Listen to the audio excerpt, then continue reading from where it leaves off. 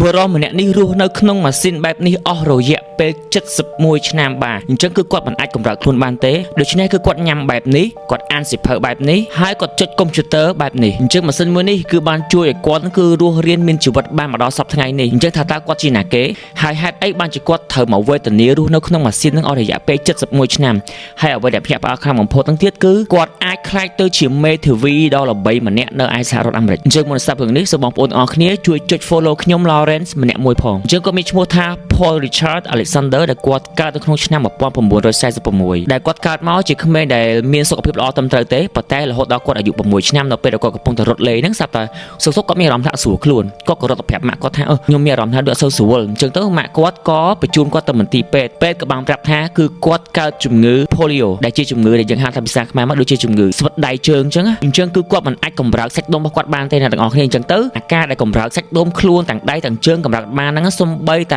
ែការដែលគាត់ដកដង្ហើមខ្លួនឯងហ្នឹងក៏មិនអាចដកចេញពីសួតខ្លួនឯងបានដែរហើយការពីចំនួនហ្នឹងគឺអត់ទាន់មានវ៉ាក់សាំងចាក់ដើម្បីការពារជំងឺហ្នឹងទេអញ្ចឹងនៅមន្ទីរពេទ្យមិនមែនមានតែគាត់ទេគឺមានក្មេងៗជាច្រើនមែនទែនដែលត្រូវការម៉ាស៊ីនមួយហ្នឹងអញ្ចឹងក្មេងៗដែលរស់នៅជាមួយនឹងម៉ាស៊ីនមួយហ្នឹងគឺវាពិបាកមែនទែនអ្នកទាំងអស់នេះព្រោះតែគេដាក់ចូលយើងចូលក្នុងម៉ាស៊ីនហ្នឹងគឺយើងនៅក្នុងហ្នឹងដូចជាជាប់គុកអញ្ចឹងដែលម៉ាស៊ីនហ្នឹងគេហៅឈ្មោះថា Iron Lung គឺជាម៉ាស៊ីនជំនួយក្នុងការដកដង្ហើមហើយម្ដាយរបស់គាត់បានលើកទឹកចិត្តគាត់ជាច្រើនមែនទែនដើម្បីឲ្យគាត់គឺរស់នៅបន្តគាត់បានលើកទឹកចិត្តគាត់ថាចេះថាបើសិនជាគាត់អាចដកដង្ហើមដែលអត់មានម៉ាស៊ីនហ្នឹងបានរយៈពេល3នាទីដោយអត់ប្រើម៉ាស៊ីនហ្នឹងគឺម្ដាយរបស់គាត់នឹងទិញសត្វចិញ្ចឹមឲ្យគាត់មួយពេលហ្នឹងគឺជាពេលដែលគាត់គឺរៀនដកដង្ហើមដោយខ្លួនឯងមិនចាំបាច់មានម៉ាស៊ីនហ្នឹងតែគាត់ត្រូវបានគេបង្រៀនឲ្យដកដង្ហើមតាមបែបដូចជាសត្វកង្កែបដែលគេហៅថា frog breathing អញ្ចឹងដូចអ្នកទាំងអស់គ្នាមើលឃើញខាងលើអញ្ចឹងគឺការដកដង្ហើមរបស់គាត់គឺគាត់ប្រើសាច់ដុំមាត់និងបំពង់ករបស់គាត់គឺដើម្បីរុញខ្យល់ចូលទៅក្នុងសួតជំនួសឲ្យការដែលគាត់គឺពឹងផ្អែកទៅលើការពង្រីកដើមទ្រូងសពចេញសពចូលដូចជាមនុស្សយើងធម្មតាអញ្ចឹងដូចគាត់ហ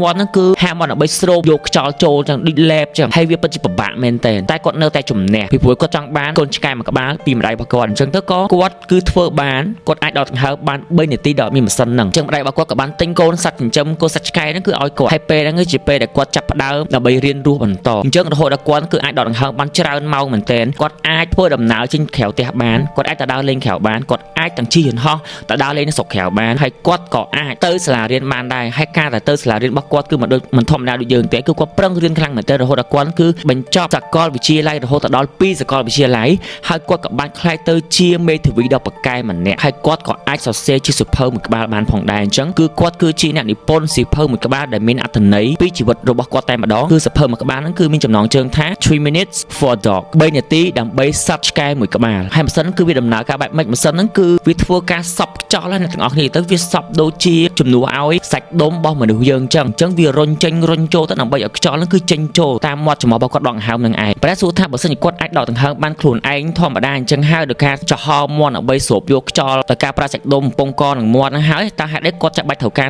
រនៅតែនៅក្នុងម៉ាស៊ីនហ្នឹងអស់រយៈពេល71ឆ្នាំធ្វើអីពីព្រោះដោយសារតែអីគឺគាត់ចង់រស់នៅដូចជាមនុស្សដទៃដែលអាចនិយាយបានធ្វើការងារបានសរសេរអក្សរបានអញ្ចឹងគឺគាត់ត្រូវការមាត់របស់គាត់ហ្នឹងគឺឲ្យទំនេរដើម្បីធ្វើការងារផ្សេងជាការដែលគាត់គ្រាន់តែហាមាត់ដើម្បីស្រូបតែខ្យល់